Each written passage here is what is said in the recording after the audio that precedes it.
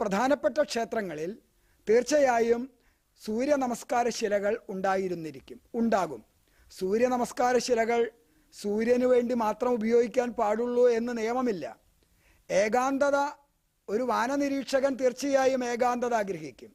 ഇന്ന് കാണുന്ന ശബ്ദ കോലാഹലങ്ങളൊന്നും ഇല്ലാത്ത ഒരു കാലഘട്ടത്തിൽ ഈ ക്ഷേത്ര സന്നിധിയിൽ ധ്യാനനിമഗ്നനായിരിക്കുവാൻ അദ്ദേഹം ഉപയോഗിച്ചത് ഈ സൂര്യ നമസ്കാര ശിലകളാണ് എന്ന് പറയുന്നതിനെ ഗണ്ഡിക്കേണ്ട കാര്യമേ ഇല്ല.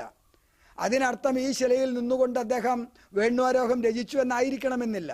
പിന്നെ ശിലകൾക്കുള്ള ശക്തി, ഭാരതത്തിൻ്റെ ശൈവ സങ്കല്പത്തിൽ ഇപ്പം ശിവലിംഗത്തെക്കുറിച്ച് നമുക്ക് എന്തു പറയാം?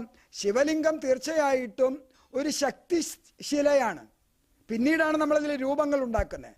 അപ്പം ശിലകളുടെ ആ ഊർജം, അത് സൂര്യ നമസ്കാരത്തിന് വേണ്ടി എത്രമാത്രം ഉപയോഗിക്കുന്നുവോ അത്രമാത്രം അതിൻ്റെ ഊർജം വർദ്ധിക്കുമെന്നുള്ളത് ഒരു ശാസ്ത്ര സത്യമാണ്.